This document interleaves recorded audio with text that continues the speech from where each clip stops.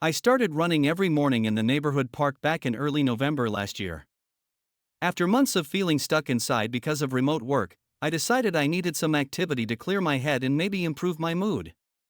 My apartment was less than 10 minutes on foot from the park, so I quickly made it a part of my routine. I'd wake up at 6, put on my running shoes, and head straight there. At that time, my life was pretty laid back. I was 27, working as a graphic designer at an agency, and spent most of my time alone, either at the computer or watching shows. In the beginning, I loved the sense of freedom I felt running early in the morning, the cold wind on my face, and the silence broken only by the birds. It was one of those mornings when I noticed him for the first time. He was sitting on one of the benches near the main trail, where the trees cast a thick shade.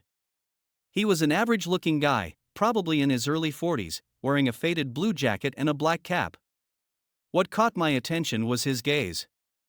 As I ran by, I noticed he wasn't just looking ahead or enjoying the view like everyone else. He was staring directly at me. No glance away, no hesitation. It bothered me a little, but I tried not to think too much about it. Strange people in the park weren't anything new, and I figured he was just lost in his own thoughts.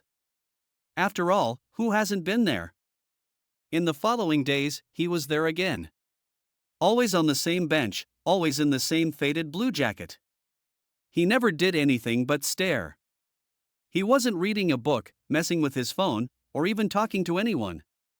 He'd just sit there, watching. I started feeling uneasy, but I tried to rationalize it. Maybe he was someone who liked getting fresh air and didn't have anything better to do. Or maybe he was waiting for someone. Even so, I started avoiding looking directly at him. But somehow, I knew his gaze was tracking me, step by step, as I ran along the trail. After about a week, it really started to get to me. Deep down, I felt a chill run down my spine every time I passed that bench. But at the same time, I felt kind of silly for feeling this way. He hadn't done anything except look, right? That's when I decided to mix up my routine.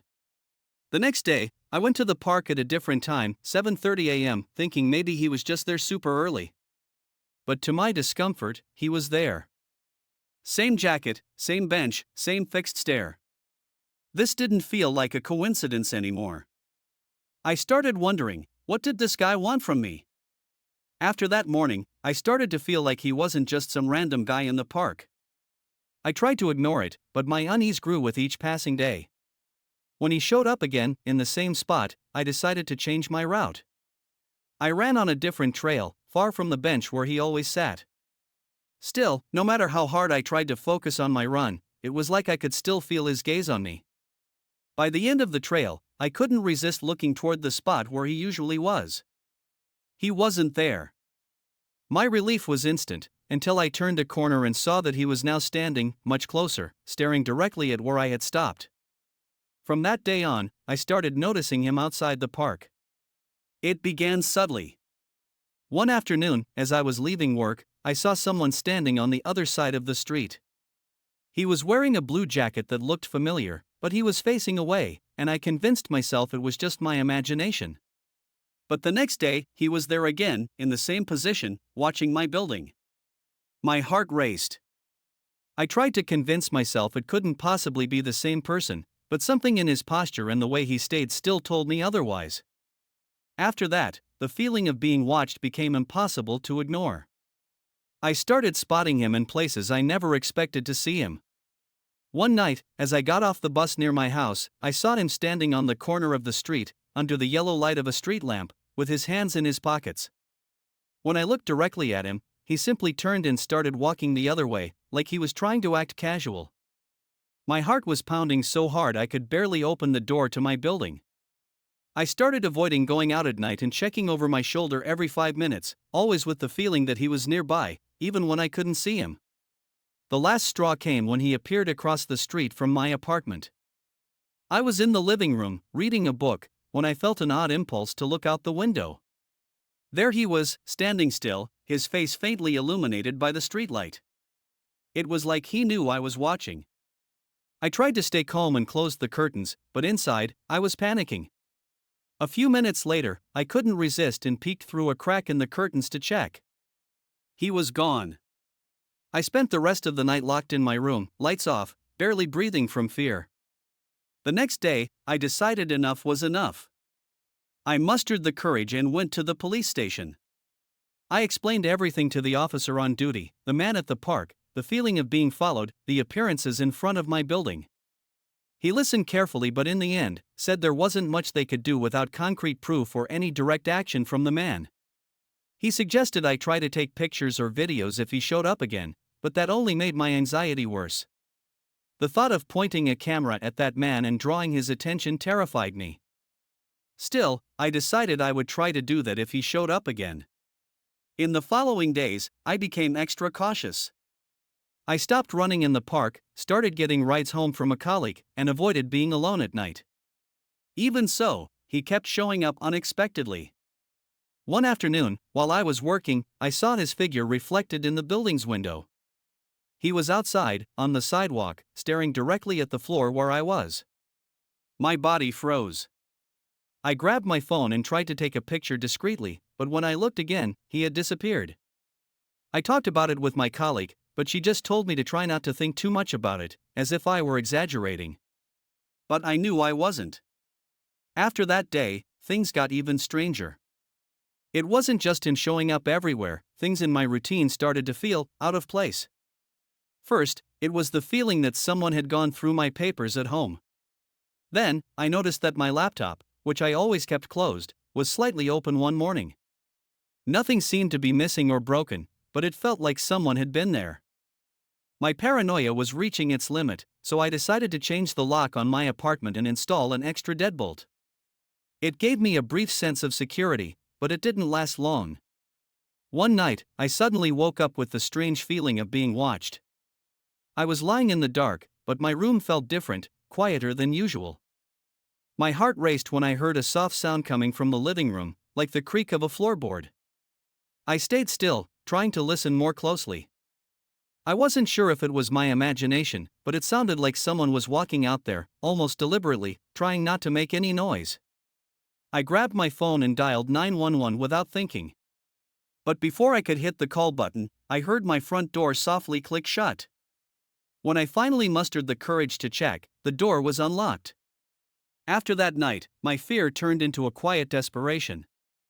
I called the police and explained what had happened, but once again, they told me they couldn't do much without concrete evidence. I insisted, telling them everything, including the man in the park and how it seemed like he was everywhere I went. One of the officers suggested I install security cameras in my apartment. The next morning, I bought a camera and installed it near the front door, pointing into the living room, and a second camera in the building's external hallway, aimed at my door. At least that way, if something happened again, I'd have evidence. For a few days, everything seemed to go back to normal. I didn't see the man, and I didn't notice anything strange at home. I started thinking maybe he had given up, or maybe my paranoia was finally subsiding. But it didn't last long.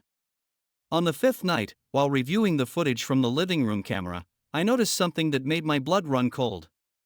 At 3 a.m., the camera captured the sound of slow footsteps and the shadow of someone passing through the living room. It wasn't clear enough to identify who it was, but the movement was unmistakable. Someone had been inside my apartment while I was sleeping. After watching the footage, I panicked. I stayed awake the entire night, all the lights on, clutching a kitchen knife as if that would protect me from something. The next morning, I took the videos to the police station. This time, the officers seemed more interested. One of them accompanied me back to my apartment to inspect the place, but they didn't find any signs of forced entry. He suggested that maybe someone had a copy of the old key, but I had already changed the locks. That only made everything more disturbing. How was someone getting into my apartment without leaving a trace? That night, I barely slept. I spent hours staring at the live camera feed on my phone, watching every corner of the room. Around 2 a.m., I saw something that froze me in place. The doorknob started to turn slowly. My heart pounded. Without thinking, I called the police while keeping my eyes fixed on the screen. Luckily, they arrived quickly.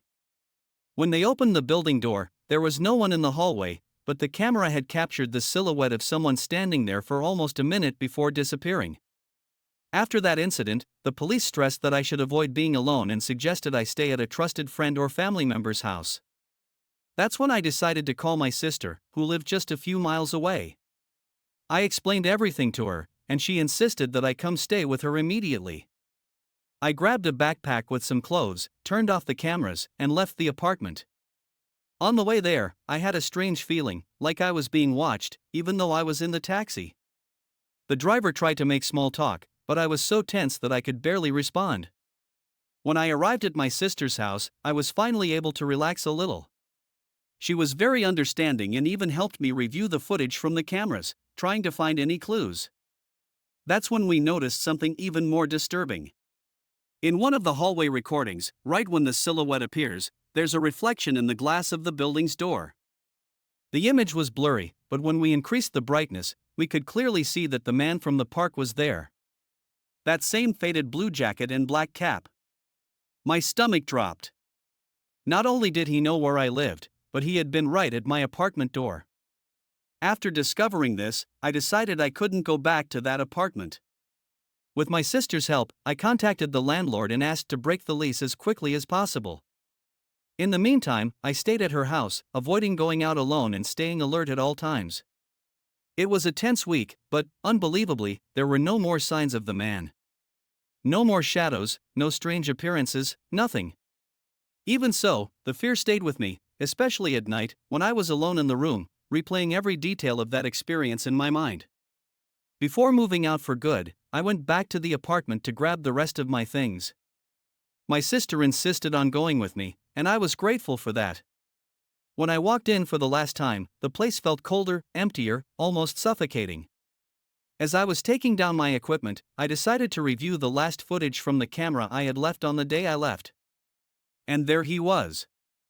Around 3 a.m., the night I left, the man entered my apartment. This time, he looked directly at the camera and smiled. It was a slow, calculated smile, almost triumphant. After that, he just left. To this day, I have no idea how he got in or why he was following me. I changed addresses, updated all my contacts, and made sure not to follow any routines that could be predictable. Still, sometimes I get the feeling that he might show up again, like a ghost from my old life. I don't know who he was, what he wanted, or how he knew so much about me, but I hope I never run into him again. What scares me most is not knowing if this is really over. Please subscribe our YouTube channel. I'm the kind of person who just goes through life on autopilot. My routine was pretty simple. Wake up at 7 a.m., go to work, come home around 6 p.m., and maybe squeeze in a quick workout at the building gym. I lived alone in a small but cozy apartment in the city center. This all happened about 2 years ago, right around December, the week before Christmas. I remember being exhausted after a long, somewhat chaotic day at the office. The building I lived in had a security system where you had to pick up your key at the front desk, which I always thought was kind of old-fashioned, but I never questioned it. That day, I just wanted to get home, grab something to eat quickly, and crash on the couch. When I got to the front desk, there was this guy I'd never seen before picking up a key. He was about my age, maybe in his 30s, with messy hair and wearing a heavy coat that looked like it had seen better days. He gave me a quick look, but didn't say anything. After he left, the receptionist handed me what I thought was my key. I headed up to my floor, and when I tried to open the door, it felt a bit stiffer than usual, but I didn't think much of it. It wasn't until I walked in and realized that wasn't my apartment that I realized something was off. I had grabbed the wrong key. I rushed back to the front desk, still holding the key.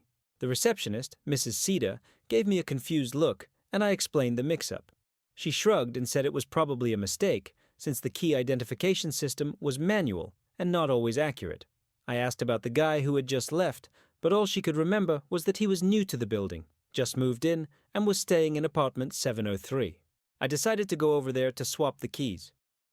By now, I was a bit annoyed with myself for not checking earlier. When I got to apartment 703, I noticed something weird right away. The door looked scratched, like someone had tried to force the lock. I knocked a few times, but no one answered. I knocked again, harder this time, and still nothing. I figured I'd try the key I had, and to my surprise, the door opened. The apartment was completely empty, like no one had lived there for years. The floor was covered in a thin layer of dust, and old furniture was piled up in the corner like it was from another era. In the middle of the room, there was an open suitcase with clothes thrown carelessly inside. The weirdest part was the metallic smell in the air, like rust. My heart started to race. Something was definitely off. I forced myself to step inside, even though that unsettling feeling was growing in my stomach. Each step made the floor creak, and the sound echoed through the empty place. I walked straight over to the suitcase, thinking maybe I could find something that would tell me who this guy was.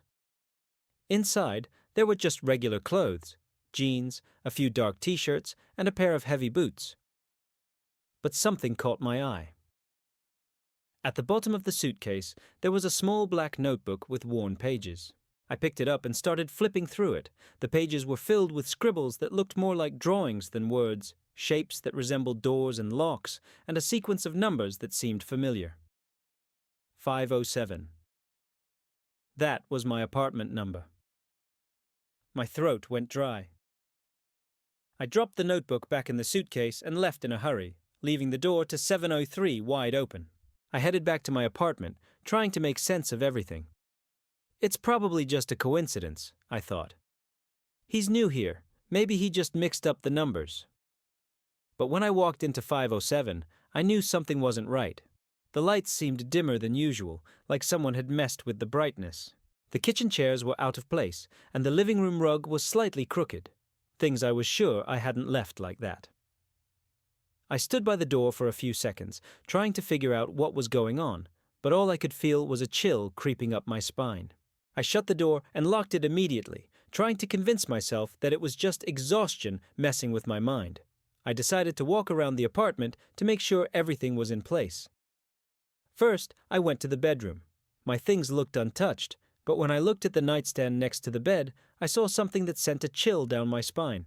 My alarm clock, which always faced me, was now turned around, as if someone had moved it. It struck me as strange, but I kept looking. The bathroom seemed normal, but when I opened the mirror cabinet, I noticed that one of my medications, which had been half full, was now nearly empty. My mind started racing with possibilities I didn't want to entertain. I decided to sit on the couch to process everything. I had the wrong key, I had entered an apartment that looked abandoned, and now I was noticing small changes in my own space. Had the guy used my key to get in here? And if so, why? At that moment, I heard a soft sound coming from the kitchen, like something had fallen to the floor. My body froze. I wasn't sure if I had the guts to get up and see what it was, but after a few seconds, I gathered the strength to go. The sound had come from a spoon on the floor next to the sink. The thing is, I knew I hadn't used any spoons that night. It was like something, or someone, had just left the room. I picked up the spoon with trembling hands and put it in the sink, trying to ignore the cold sweat running down my back. That's when it hit me. Maybe the building's security cameras could shed some light on what was going on.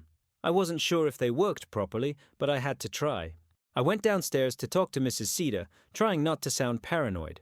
When I got to the front desk, I saw her distracted with her phone, and I quickly explained what was happening. She looked at me with a mix of concern and skepticism, but agreed to check the footage from the hallway cameras on my floor. As she fiddled with the system, I stood there watching the monitor with growing anxiety. After a few minutes of searching, there I was, entering my apartment with the wrong key. So far, so good. But then, a few minutes later, the camera captured a figure walking down the hallway. It was the guy I had swapped keys with. He was carrying something that looked like a bag, and the scariest part was that he stopped right in front of my door. The footage clearly showed him placing something on the ground before entering. My mind was racing with questions. What did he leave? And more importantly, how had he gotten in without me noticing? I went back to the apartment with a lump in my throat, determined to find out what the guy had left by my door. I searched every corner of the hallway, but found nothing. It seemed like either he had taken the object with him, or someone had grabbed it before I noticed. When I went back into 507, the air felt heavier, like the whole place had changed. I decided to check the closets and drawers, something I hadn't done yet. That's when I found something that made my stomach turn. At the back of the drawer where I kept important documents, there was a brown envelope. It wasn't mine. I opened the envelope carefully, and inside, I found a single photograph. It was a picture of my living room, exactly how it looked that night, with the dimmer lights and the chairs out of place. I don't remember taking that photo, and I had no idea how it had ended up there. The most unsettling thing was a detail I almost missed. On the right edge of the photo, there was a long shadow, like someone was hiding behind the hallway door, watching me. I dropped the envelope on the floor, my heart racing, and started wondering if I was still alone in that apartment. My instincts told me to leave immediately, but part of me needed to understand what was going on. I grabbed my phone and called the front desk, asking Mrs. Cedar to check if the guy was still in the building. She told me he had left over an hour ago and hadn't come back since. That only made me feel more uneasy. I decided to lock up the apartment and spend the night in a hotel. I packed a bag with the essentials, but as I was putting my things in, I noticed something. The notebook I had left in apartment 703 was now on my bed. How had it gotten there? I opened the notebook again, this time more cautiously. On the pages that had only contained drawings of doors and locks, there was something new, a crude map, as if it had been drawn in a hurry. It showed the layout of my floor, with my apartment circled, and the word entrance written next to it.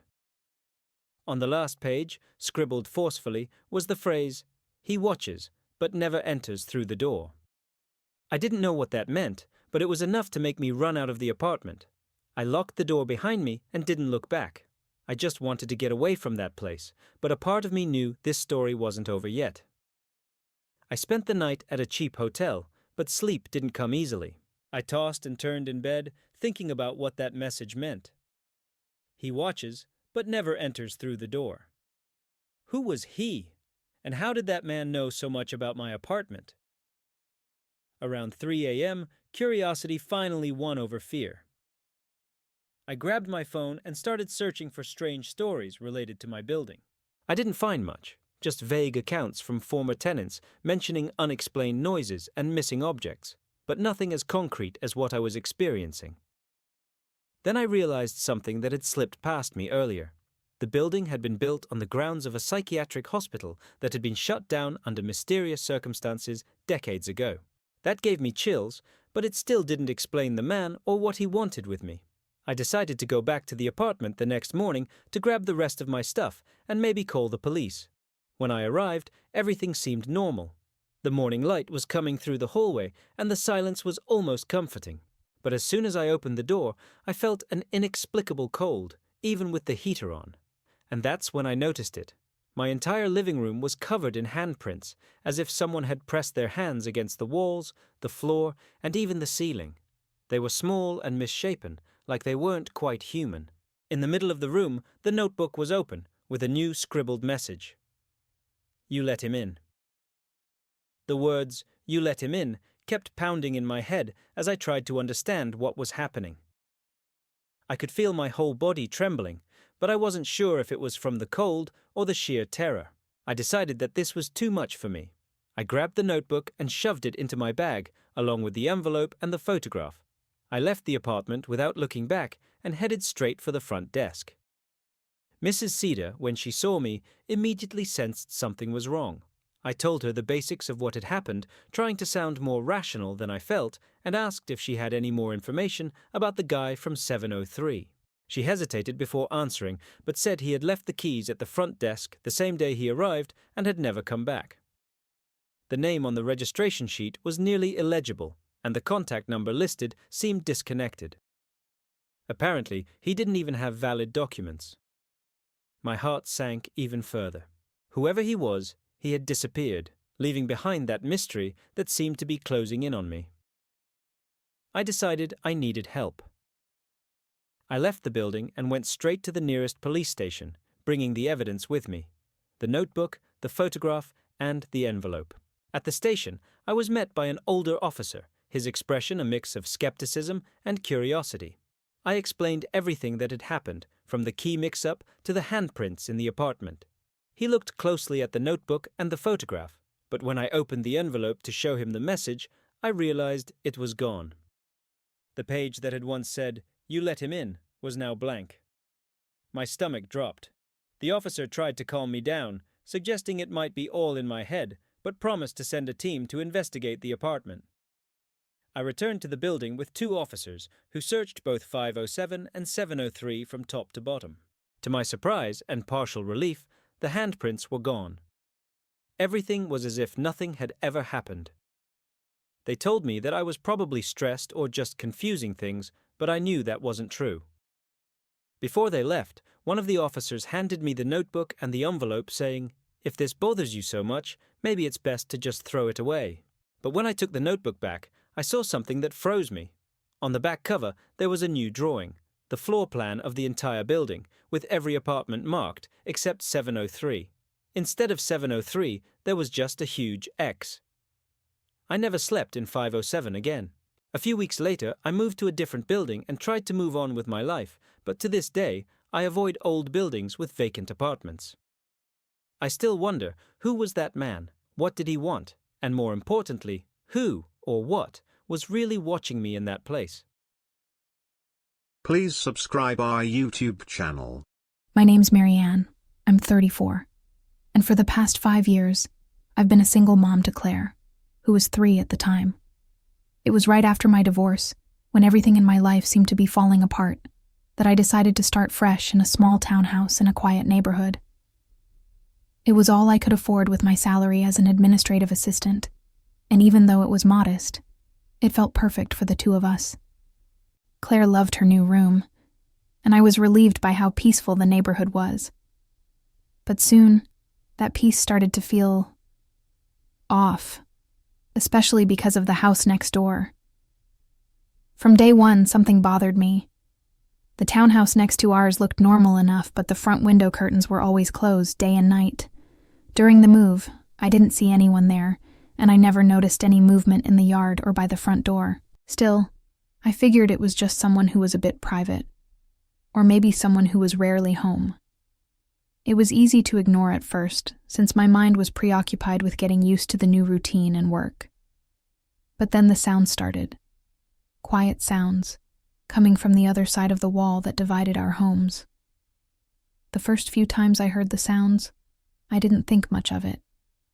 It was just muffled footsteps, like someone was walking around barefoot, and sometimes a soft scraping sound, like an object being dragged across the floor. I thought maybe the neighbor had finally shown up and was just rearranging things. But what started to make me uneasy was the timing. These sounds always happened late at night, when everything around us was completely quiet. It was strange because, aside from that, the place seemed abandoned.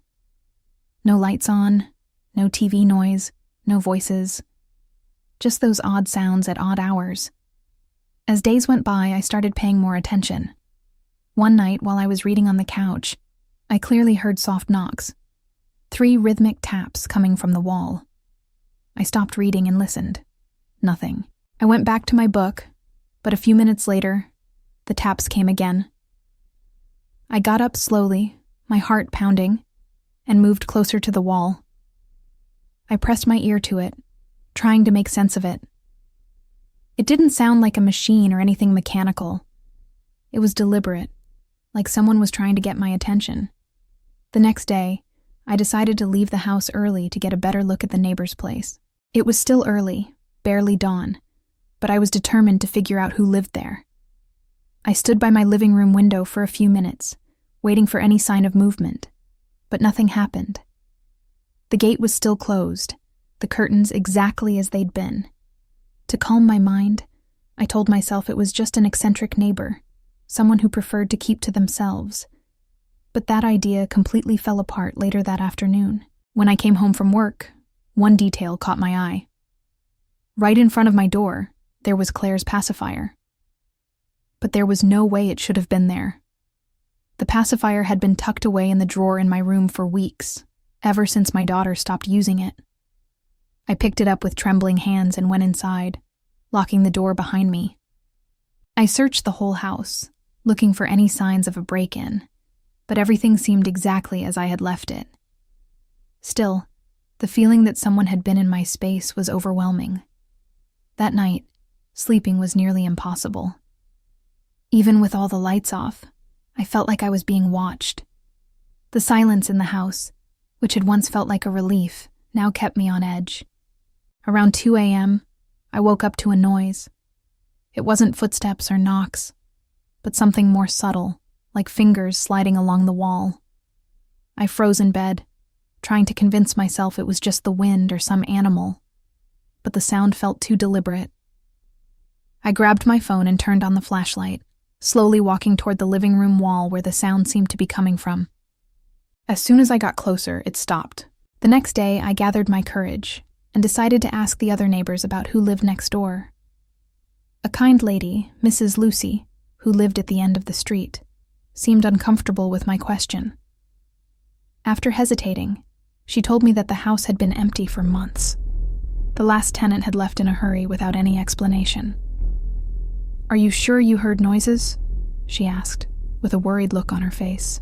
I didn't know how to respond.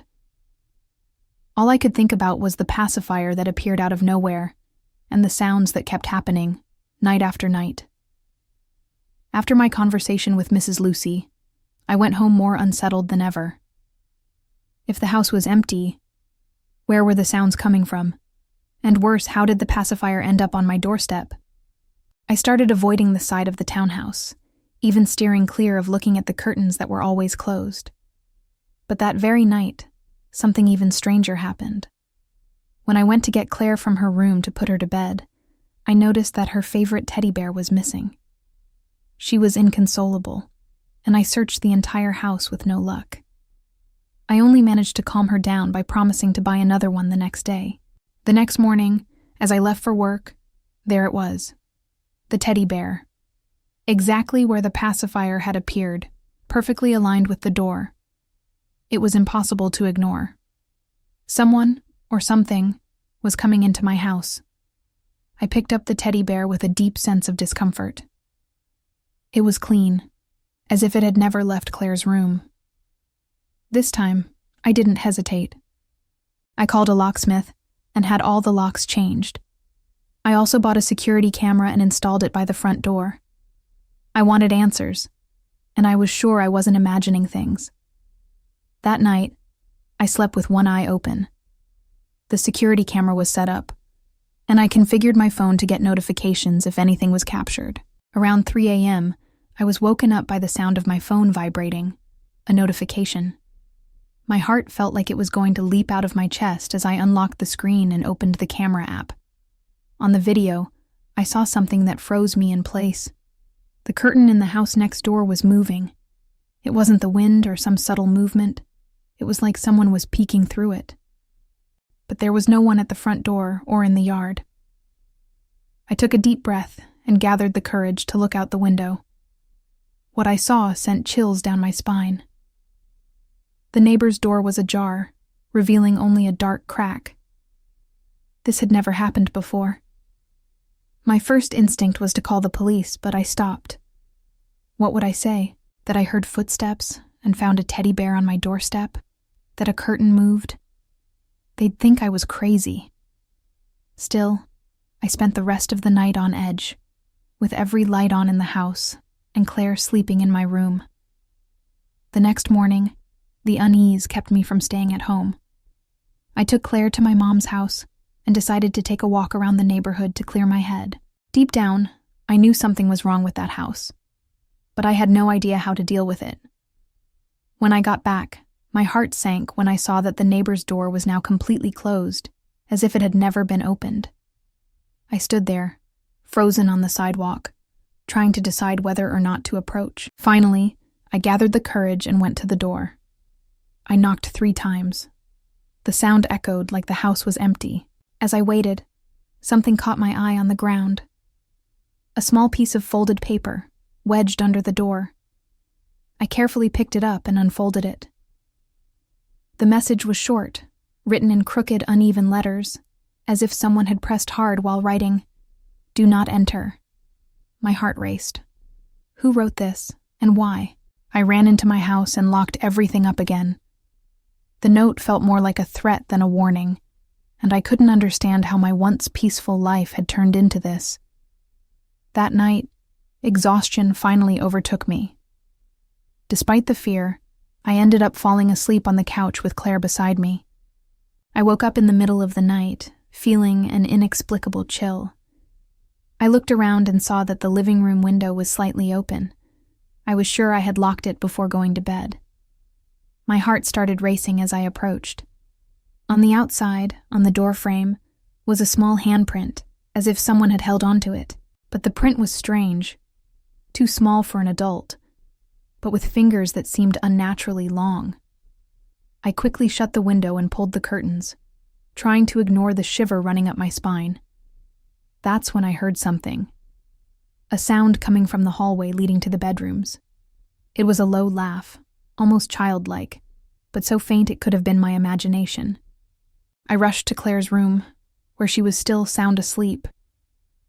Nothing seemed out of place, but the feeling that something was wrong wouldn't leave me. I sat by her side until dawn, struggling not to give in to panic and convincing myself I was just too tired. When morning came, I decided I couldn't ignore it any longer. I went back to the security camera and reviewed all the footage from the previous night. That's when I saw something that made me freeze. Around 2:30 a.m., a small, awkward figure crossed the yard of the house next door and stopped in front of my door. It was hard to make out the details, but it looked like a child. What was most disturbing, though, was the way it moved, as if every step was calculated. The figure stopped, placed something on the ground, one of Claire's socks, which I hadn't even realized was missing, and then vanished, simply disappearing from view. That was the final straw. I grabbed Claire and went straight to my mom's house. I called the property owner and explained what was happening, demanding that they check the house next door. 2 days later, I got a call from him. "The house is empty," he said, in an uncertain tone. "We didn't find anything, but it's better if you don't come back." To this day, I don't know exactly what happened in that place. The only thing I'm sure of is that leaving was the right choice. Every now and then, I still dream about that curtain that was always closed and the unexplained sounds. And I wonder, who or what was really living next door? Please subscribe our YouTube channel. I've always been a pretty methodical person, maybe even a little annoying with my routines. My job was about a 20-minute walk from home, so I made sure to walk every morning. It was my time to think about life, listen to podcasts, or just watch the city waking up. I live in a quiet neighborhood, the kind with old houses, well-kept gardens, and trees that provide shade on the sidewalk. Every day around 7:30 a.m., I'd walk down the same street, and that's when I started noticing the woman with the dog. She was always there, right on time, walking a golden retriever that looked like it came straight out of a dog food commercial. Golden fur, expressive face, full of energy. She had this elegant posture, her hair tied back in a ponytail, and wore athletic clothes that looked way more expensive than my paycheck. The only thing that seemed off was her expression. It wasn't sad, but there was something melancholic about it, like she was carrying some invisible burden. For weeks, it became almost a ritual. She'd walk up the street while I'd cross paths with her, heading in the opposite direction. Sometimes we'd exchange a brief wave, but we never spoke. I don't know why, but she seemed really reserved, almost ethereal. It was like she and the dog were part of the scenery, as constant as the sunrise. Until one gray Monday, everything changed. I passed by the usual spot, but instead of her, I only saw the dog. He was standing on the sidewalk, the leash still attached, but with no one holding it. I was confused for a moment, looked around, expecting to see her pop out from somewhere, but there was no sign of her. The street was strangely empty, almost silent, and the only sound was the dog's paws on the pavement as he started walking in circles, like he was lost. I stood there for a few seconds, trying to decide what to do. I wasn't exactly close with the woman, but something about the situation didn't sit right. The dog being alone really bothered me, like a part of that routine had been suddenly yanked away. I stepped closer to the dog, and he looked at me with those bright brown eyes, full of a mix of expectation and confusion. He let out a small bark, not aggressive, more like he was trying to tell me something. The leash was leather, well-maintained, with a little bone-shaped charm, but there was no ID tag. I looked around once more, hoping to see someone come by to claim the dog, but the street was emptier than ever. It left me feeling uneasy, like I was intruding in a space that wasn't mine. In the days that followed, I started paying more attention. Every morning, the dog was there, always in the same spot, as if waiting for someone who never showed up. I even tried getting closer again, but he seemed more skittish, running away as soon as he saw me. That's when I decided to ask the neighbors. After all, it seemed impossible that no one else had noticed a woman walking such a noticeable dog, especially since she was as regular as my morning coffee. First, I asked the owner of a local cafe, a friendly lady who loved to chat. When I described the woman and the dog, she looked at me like I was making up a story. "I've never seen anyone like that around here, sir. You must be mixing it up with another neighborhood." I found that odd, but figured maybe she hadn't noticed. The problem was that the answers kept being the same, no matter who I asked. It was like I was the only one who knew she existed. By this point, my curiosity had turned into an obsession. I couldn't get it out of my head. I started looking out my apartment window at the end of the day, hoping to spot the dog or, if I was lucky, the woman. I even bought a notebook where I recorded the times and days the dog showed up. It was always in the morning, between 7:20 and 7:40, but now the dog wasn't walking around like before. He just stood still on the sidewalk, by a specific streetlight. I kept wondering if something had happened to her, if she was sick, or worse, if something had happened and no one had noticed. The situation already seemed surreal enough, but it was during one of these observation nights that things started to get really strange. It was around 11 p.m. I was at the window, looking at the almost deserted street when I saw a figure pass by the same spot where the dog usually stayed. The yellow light from the streetlight gave the scene a ghostly vibe, but when I focused, I realized it was the dog again, alone. It didn't make sense for him to be there at that hour, especially since, as far as I knew, he didn't have an owner or a home to return to. I grabbed my jacket and went downstairs. By the time I got to the spot, the dog was gone, but something caught my attention. Tied to the streetlight, there was a leash, the same one I had seen on him the first day I noticed the woman's absence. My heart raced.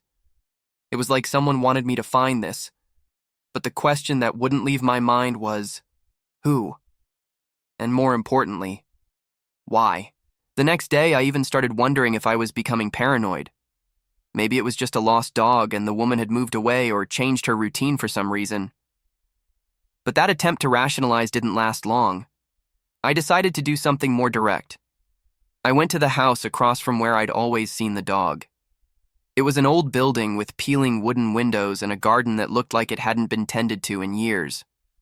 I rang the doorbell, but no one answered, so I knocked on the door, already feeling a weight in my chest like something was off.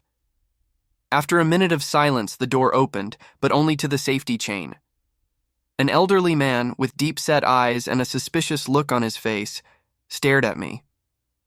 "What do you want?" he asked, his voice hoarse, like it hadn't been used in ages. I quickly explained that I was looking for information about the woman with the dog, but as soon as I mentioned it, he slammed the door shut, not saying another word. I was stunned, but I didn't give up.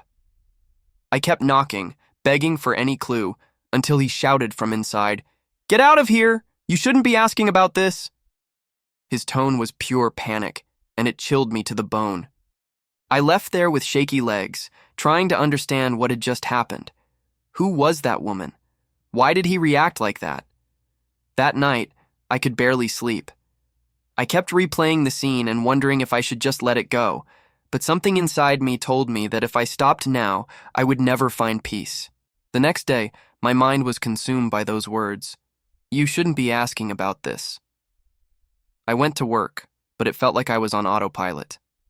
Every minute of my day was marked by flashes of the woman, the dog, the scared man. At night, I went back to the same spot, determined to try again. But this time, something was different. As soon as I turned the corner, I smelled something strong in the air, something metallic, almost like blood. The dog was there again, standing at the same spot, but there was something strange about him. His golden fur was stained with something dark. It looked like blood. My stomach turned, but before I could get any closer, he ran off, disappearing down a narrow alley between two buildings. Without thinking, I went after him. The alley was narrow, with tall walls that blocked almost all the light. I could feel my heart pounding in my chest as I moved forward, only hearing the echo of my footsteps. The alley ended in a small, empty lot surrounded by rusty wire fences. In the center, I saw something that made me freeze, a kind of hole in the ground, covered by loosely nailed wooden planks. That was where the dog had stopped, as if he were guarding the spot. He stared at me, his eyes glowing in the darkness, and let out a low growl, almost like a warning. But before I could move or think, I heard footsteps behind me. When I turned around, there was no one. The feeling of being watched was so intense that it took every ounce of my strength not to run off right then. Despite the fear, something kept pushing me to continue. Maybe it was curiosity, or maybe it was that unsettling feeling that if I ignored it, I'd be letting something very important slip by. I decided to approach the hole.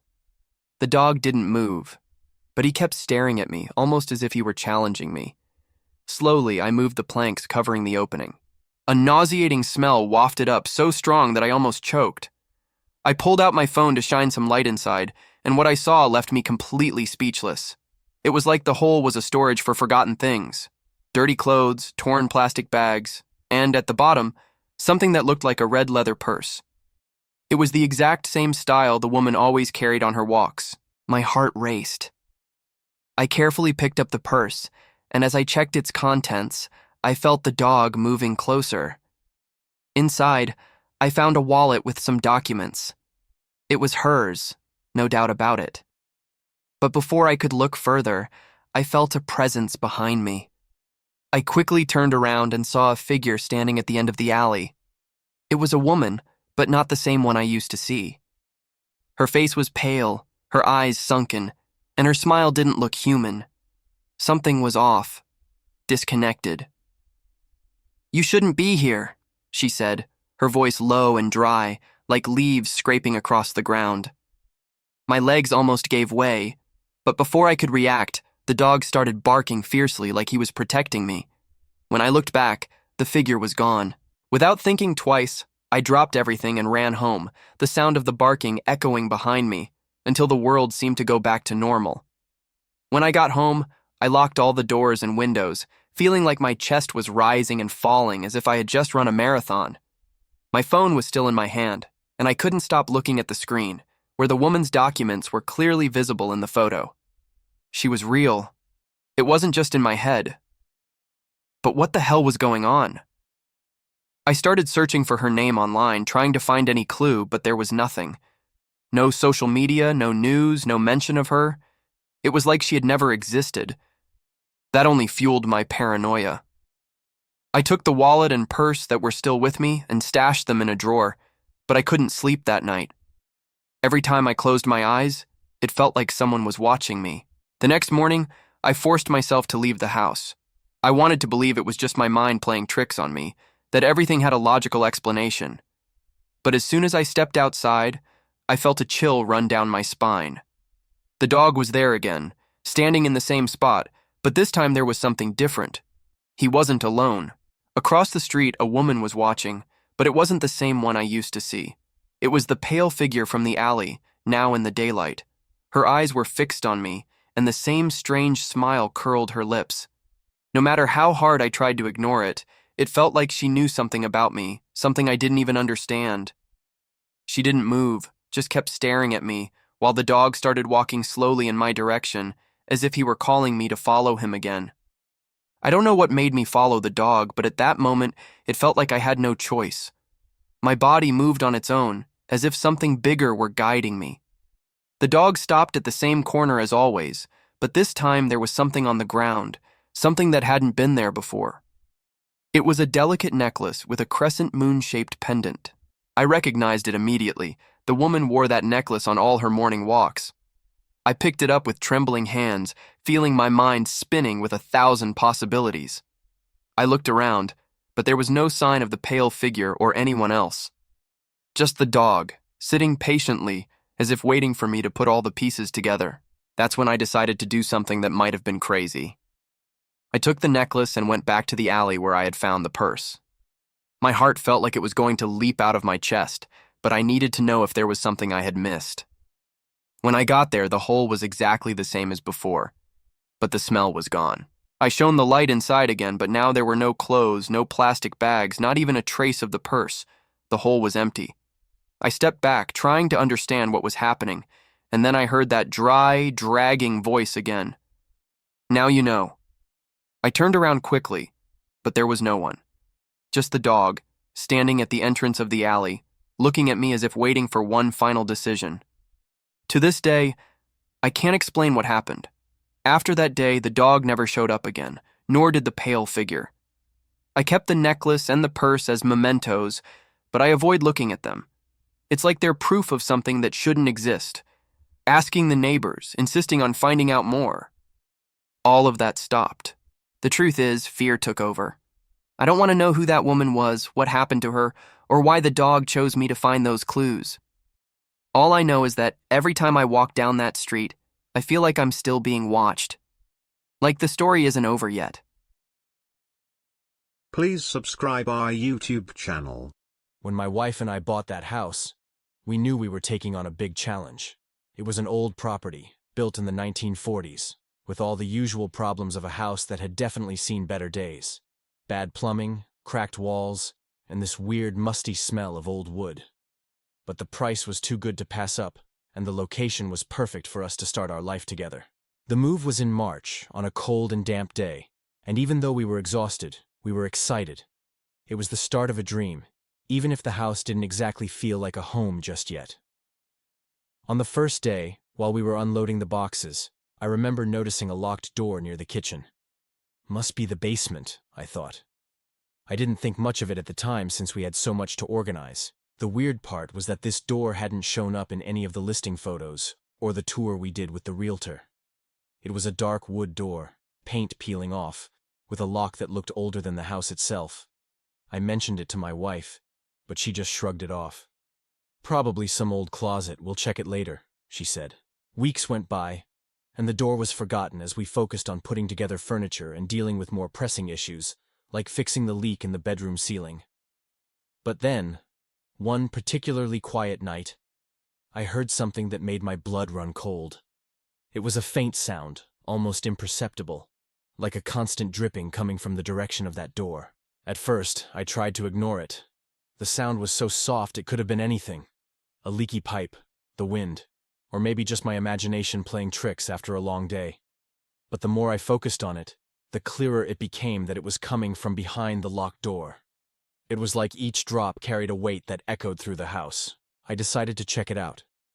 I grabbed my flashlight and moved closer, slowly.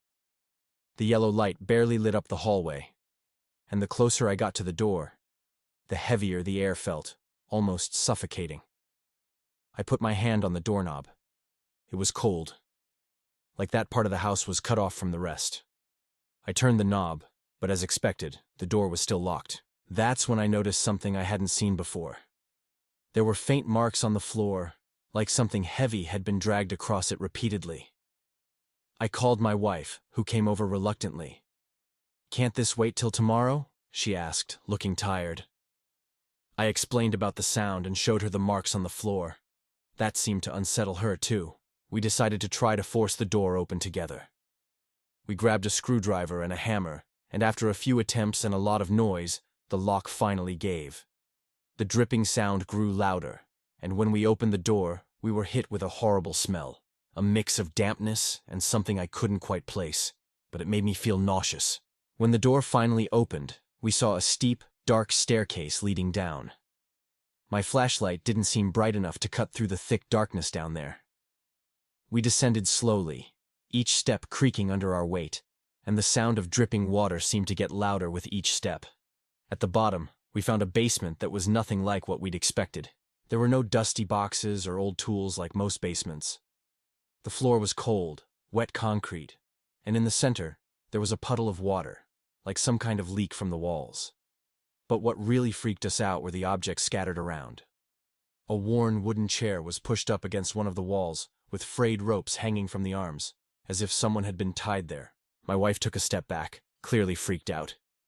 "This isn't normal. Someone's been here," she whispered, as if speaking any louder might summon something. I tried to stay calm, but my heart was racing. That's when I noticed something else that didn't make sense. There were footprints on the wet floor. They weren't ours because they looked fresh, and they led toward the far wall, which didn't have any visible doors. The feeling that we were being watched washed over me. I decided to move closer to that wall. I ran my hand over the cold, damp brick surface, trying to figure out why the footprints stopped there. And then I saw it. One of the bricks was slightly out of place, like it was part of some mechanism.